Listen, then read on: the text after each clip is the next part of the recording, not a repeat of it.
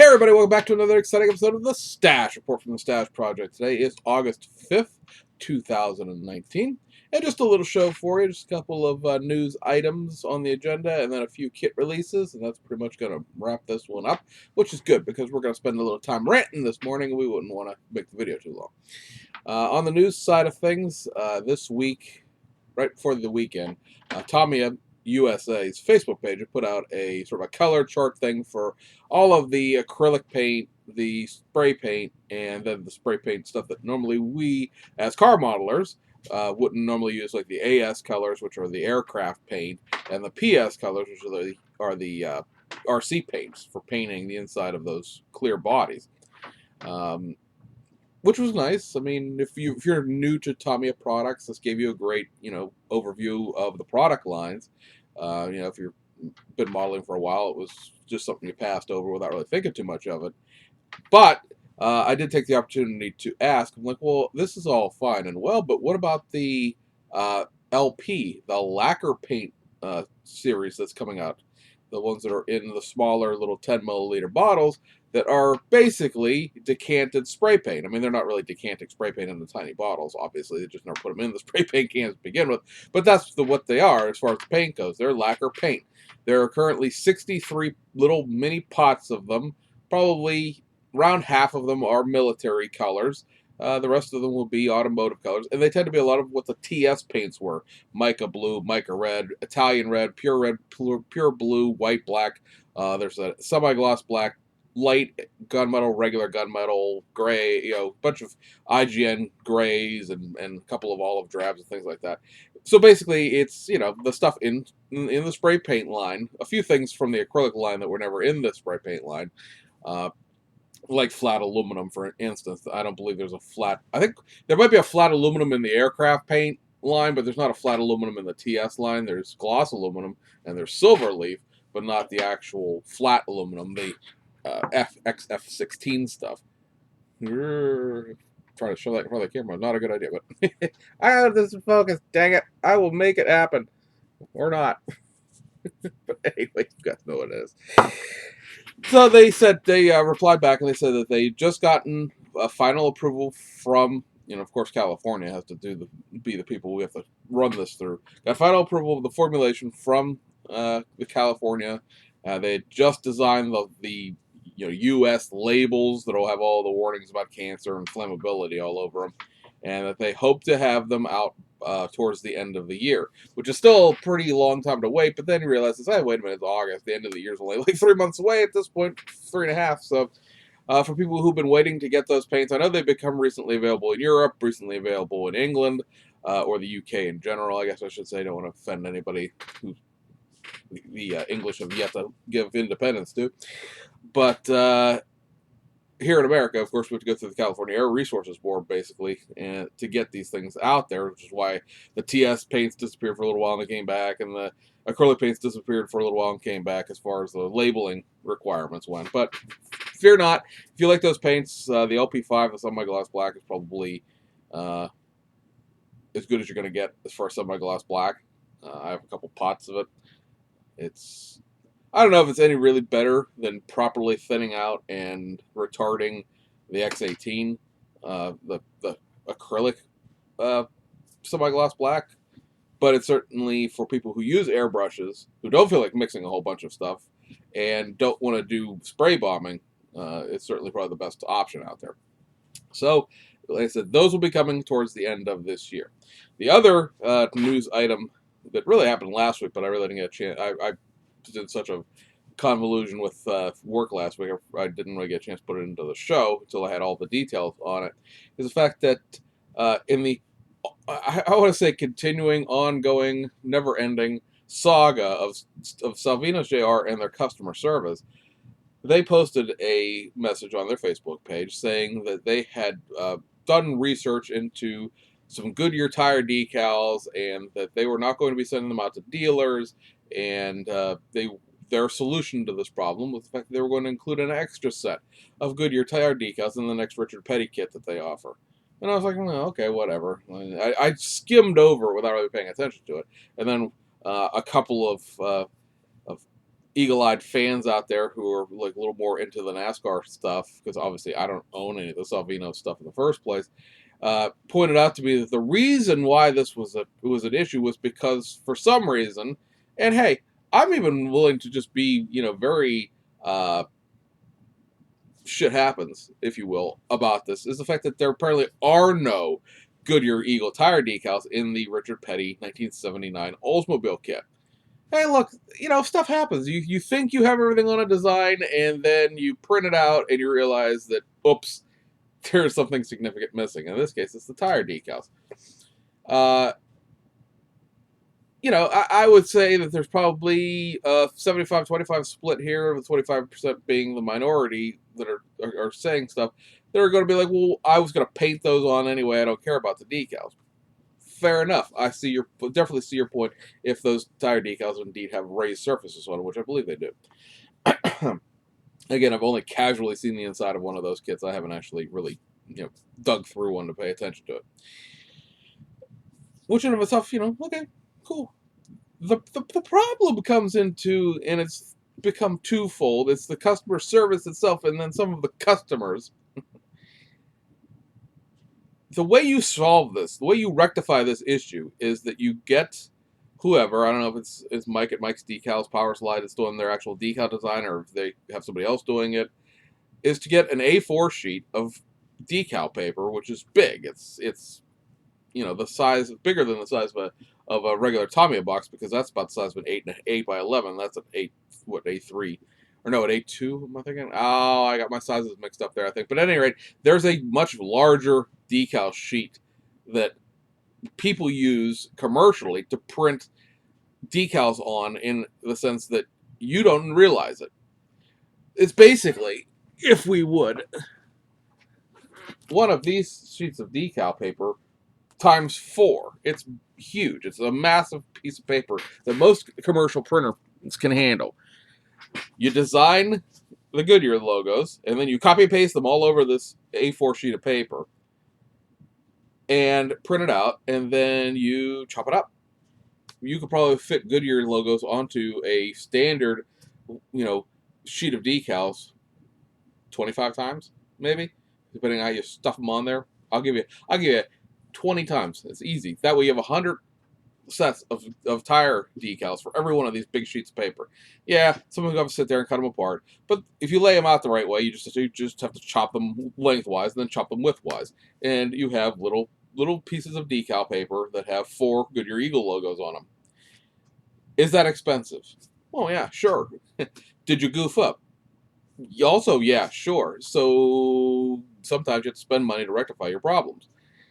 Their idea is to throw these decals into the next Richard Petty kit. Not just the next kit coming out, which would, which I think, maybe there might be a Richard Petty coming out before the Cale Yarborough Monte Carlo, but the next kit coming out, because as far as I know, they haven't shipped them yet, and they're made here in the United States, so it's not one of these issues where they came over from China and blah, blah, blah, is the Buick Regal. Where I have an issue with this is their idea, like, well, we don't want to burden our dealers with the extra cost of carrying these little fill-in sheets of decals. Well, I don't think you want to carry the cost of making the little sheet of decals, if we're going to be honest about it. Let's be honest about what's going on here. Because what you're saying is, in order to get the decals that should have been in the kit before, stuff happens, is the fact that you now have to go buy another kit to get those decals. Well, where have we heard this before? Where have we heard this? You got to buy some extra crap in order to get the stuff that should have come in the kit that you paid nearly $40 for to begin with.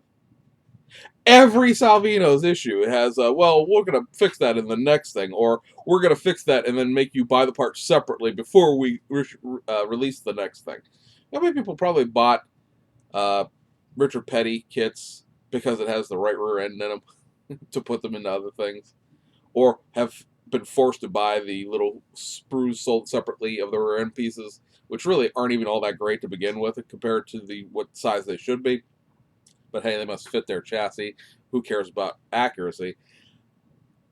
In order to build an Oldsmobile, or the fact that other than like one run of oopses. You have to buy one Monte Carlo or the other, depending on what front end of the kit you want, which is, neither here nor there. But if you included it by accident, just include it. Just you sell more stuff if people don't have to go hunt for a specific thing. Especially when you're running limited numbers and you've sold out of certain things. When you sell out of a certain thing, that means that, like, for a temporary period of time, there's no round headlighted Monte Carlos available, other than going through like eBay and hoping that your hobby shop hasn't sold out of their stuff because Salvino's is out of theirs. But all of that aside, the idea that I paid $40 or less, depending on $40 is their price. They sell their stuff through their own web store at $39.95. So $40 for this thing that doesn't have the decals. I need to complete it, so I can go buy another $40 model kit to get the decals out of it to go here.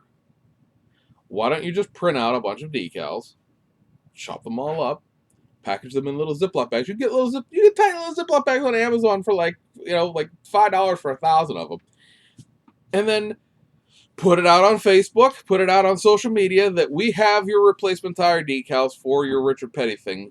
We need the UPC number, which is, that's below the screen. But every kit out there comes with an actual UPC code on the side of it that's attached to inventorying software. We need your UPC code in order to get a set of these. Maybe you'll get screwed over anyway and send out a couple of sets of decals to people who don't really have kits. But for the most part, modelers are, by and large, honest people, and you're going to get requests just from the people that have them. You made 5,000 of these Oldsmobiles, allegedly. So that means you need 5,000 replacement sets of decals, which you really don't, because not all 5,000 of them are ever going to really sell. Plus, all 5,000 people who have one aren't going to suddenly realize they need decals. They've either are doing another scheme that has decals built into it. They're going to paint the tires, whatever. And you send out replacements. When Revell made the 50 Oldsmobile and they forgot to put the pad printed white walls in it, did they make you go buy another 50 Oldsmobile to get those tires? No. When they made that goofy roofed 69 Charger and they had to reissue bodies, did they make you go buy another model kit that had two bodies in it? No. And that was, believe me, fixing that was a heck of a lot more expensive than putting some tire decals out there. I get that you don't want to bamboozle. You don't want to just bury was the word I was looking for. Bamboozled. Bamboozling is making you buy another kit to get decals. They don't want to bury all these local hobby shops with tiny little envelopes of Goodyear decals. That's why you do it internally. You don't have the hobby shop set up to deal with this. When you want to do tires for your 50 Oldsmobile, you didn't go to your hobby shop and ask for them. You went to Revell and you asked them, and they sent them to you. We don't have a big enough staff to send out these decals. Well, tough. You screwed up. This is the payment for that debt, is you have to fix it. And fixing it, in my personal opinion, isn't putting it into another model kit. I should have to buy something else to fix the problem. But then again, you have a well-oiled track record of making people buy other stuff to fix the problem. And hey, your customers love you. Speaking of which, one of which is a very prominent member here on the YouTube community. You can go find it out for yourself if you want to go read it. I'm not going to just drag it out here because I don't necessarily want to create drama with the person in particular. But they said their comment was, "Oh, you guys are so cheap you can't even go out and buy some Goodyear Eagle decals from Mike's Decals." Look, Powerslide makes great decals. I have nothing against them. But the idea that the solution to this problem is for me to go pay, $5, $10, whatever it is, because some people say that it's like $3.99. I think it might be a set of two, and then there's a bigger sheet of them for like $10. That I should have to go buy aftermarket decals to fix this problem. And people will say, well, you buy aftermarket decals for all your GT3 cars, you buy aftermarket decals. Yeah, because I'm doing other things with them.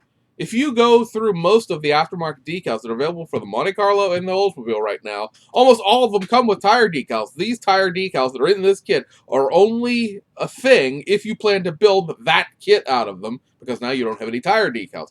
I paid $40 for this model kit. I don't need to go spend another $10 on another set of aftermarket decals to fix the screw-up that could be fixed if these people would just run some decals and send them out to the people who bought the model kits. It's not that hard. And it has nothing to do with being cheap. I paid a lot of money for this thing. You goofed it up. Things happen. Oh, well, now make good on it without making me buy a whole nother thing. I don't need a whole nother thing. I need the decals to this thing. when Fujimi screwed up the decals to the Live Love Live McLaren 12C, which is a crazy anime decal sheet. They screwed that up. Now, granted, they didn't go really wide with the news. You had to be a constant reader of Fujimi's Japanese blog to realize that they had done this. But they made new decals, and all you had to do was send them your UPC code, and they sent you more decals. They didn't make you go buy a whole nother $40 model kit, which had another set of decals in it. I don't understand the concept of why this is acceptable to anybody and why we're all sitting here going, "Oh, Salvinos, they make the best model kits ever." First of all, no, they don't. And second of all, God, their customer service is awful. You know, if you go to their Facebook page and you look at their comment section, you'll notice that nearly no one is complaining because they deleted all of those comments. Yes, that's right. I know people who complained about this, who are making the salient point that I'm making right now, and every single one of those comments were deleted because Salvinos won't let you say anything negative about them on their Facebook page, which I guess is their given right. It's their Facebook page, but it gives you a false narrative about their company that it's fantastic and nobody has any problems with them, and it means they don't have any ability to take critical comments, which is this isn't the way you fix this, or have any, be are willing to take any. Oh, we don't need this negativity. Yeah, you do, because this is a screwed up way of dealing with this. Anyway, that being said, let's take a quick look at the Japanese releases for this week, shall we? Sure, yes, let's go. Anything other than dealing with old NASCAR. So we have the last 3 releases from July and then a couple of reissues from Aoshima for the beginning of August already. Over at Tamiya, you got this. This is the last of the July releases, the last of the Shizuka show stuff. It is the Lamborghini Countach LP500S, red body with clear coat. So this model kit is the same, very toy, very basic Lamborghini. This is not a good model kit per se, in the sense of I want a really nice, very accurate Lamborghini Countach model, because it's not. It's an old motorized toy. The chassis has a battery box that they've never tooled up a bottom to for some reason, or at least it's not in this kit. Does it look, is it a decent shelf model of a LP500S with the Campanella wheels that have the extensions rather than being sunken rotary dials? Yes, those are very nice wheels. You could steal them out of them and put them onto something else. But otherwise, this is that same old model kit, except all the body has been shot in clear coat on the sprues. So everywhere you take the attachments off the sprues, guess what? You don't need clear coat anymore. So it is what it is in that sense. The pre-painting on the sprues, I realize why you do it. It's a commercial process. You can't take everything off and put it on assemble the body and put it on a spray can and clear coat it. That wouldn't be a realistic way of doing these. But at the same time, you're going to have to do some work when you get it, should you want one. So that's out there. And then we got the 2 wheel sets from Fujimi that were July releases. First up is this. It is the 14-inch. I think these are just SSR. Let's see here. Yeah, SSR Volk Mesh 2s. So those are out there. You do get tires with these, in case you're wondering, because they don't really show a tire, but you do get tires with them. And then we have this, which are the 18-inch Oz Futura wheels. Also, you get tires with these as well. So that wraps up July as far as the releases go. There's always some stuff that Aoshima does on Spot Run that we don't actually talk about on here because vendors don't sell out of them, so they don't really relist the fact that they've come back into stock. So July is over with. The only thing we did not get from that, of course, would be your Starion and your Audi. So we will see where those fall as time goes along. The Starion, like I said, has August release dates over in China. The Audi doesn't have any sort of release date yet, so we'll see what happens with that. And then we go over to the reissues, and these are all from Aoshima, just restocks. You have this, the Toyota Century L-Type VG45. Very, very interesting car in the sense that very few of these exist outside the royal family, the Japanese government. It's a very, very, very expensive car to buy. You have to be in the government or just in the elite, if you will, to have one of these. This makes, I think, a 1992 or something like that. It's no, 1990. There was a body update to this back in 2013. I'd love to see them make a new one. There probably really isn't the market for it, but we all can dream. And then we got 4 of the 14-inch wheel sets on reissue, and they are the Hayashi, the Star Shark, the Longchamp XR4, and the Yayoi. So those are out there, and that is what we got for kits. No announcements because it's not that time of the month.